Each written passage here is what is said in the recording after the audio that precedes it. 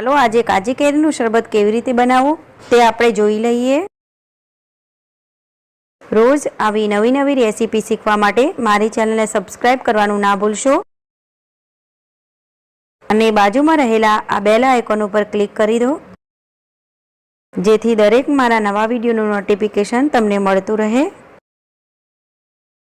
શરબત બનાવવા માટે મેં 2 કાચી કેરી લીધી છે। તે દેશી કેરી છે। આ 150 ગ્રામ કેરી છે। પહેલા એને ધોઈ લેવાની। હવે આપણે કેરીને છોલી લેવાની છે। હંમેશા તમે જો દેશી કેરી વાપરશો તો શરબત સરસ બનશે। કેરી છોલાઈ ગઈ છે। હવે એને કટ કરી લઈએ। તો મીડિયમ સાઈઝના ટુકડા કરી લઈશું આપણે। બંને કેરીને મેં સમારી લીધી છે। હવે આગળની પ્રોસેસ કરીએ। ટુકડા કરી અને પ્રેશર કુકરમાં એને નાખી દઈશું। 1/2 કપ જેટલું પાણી નાખીને પ્રેશર કુકરની અંદર બાફી લઈશું અને 4 વિસલ કરી દઈશું। તમે જોઈ શકો છો કેરી સરસ રીતે બફાઈ ગઈ છે। હવે આને હું એક બાઉલમાં કાઢી લઈશ। આને બાફીને પણ રેફ્રિજરેટરમાં રાખી શકો છો। હવે હું આ પલ્પને મિક્સરના જારની અંદર એડ કરું છું। તમારી પાસે જો બ્લેન્ડર હોય તો બ્લેન્ડરનો પણ તમે યુઝ કરી શકો છો। બ્લેન્ડરની મદદથી પણ તમે આ જ્યુસ કાઢી શકો છો।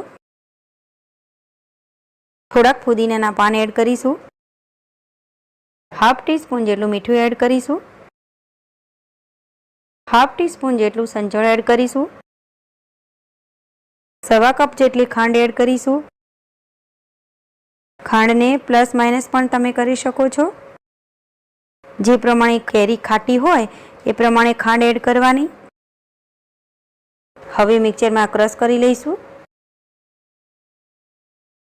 એકદમ સરસ ક્રશ થઈ ગયું છે। 750 ગ્રામ જેટલું પાણી એડ કરીશું। મેં 3 કપ જેટલું પાણી નાખ્યું છે।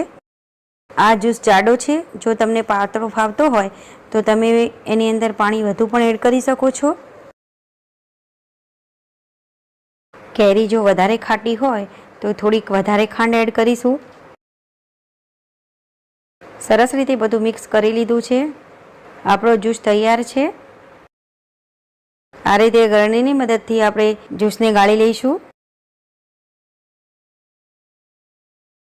તો આપણો જ્યુસ રેડી થઈ ગયો છે। તો હવે આપણે જ્યુસને સર્વ કરીશું। કાચી કેરીનું ખાટું મીઠું શરબત સર્વિંગ માટે તૈયાર છે। શરબત ટેસ્ટમાં ખૂબ જ સરસ લાગે છે। એકદમ ઠંડુ કરીને સર્વ કરજો। પીવાની ખૂબ જ મજા આવશે। આ શરબતને તમે આગલા દિવસ બનાવીને પણ તમે આને ફ્રીજમાં રાખી શકો છો। તો આ ઉનાળામાં આ રીતે કાચી કેરીનું શરબત બનાવીને જરૂરથી ટ્રાય કરજો। તમારા ઘરમાં આ શરબત ચોક્કસ પસંદ આવશે। આઈ હોપ તમને આજની મારી રેસીપી પસંદ આવી હશે। તો મારી ચેનલને લાઇક કરો, શેર કરો અને સબસ્ક્રાઈબ કરો। Thank you. Thanks for watching my video.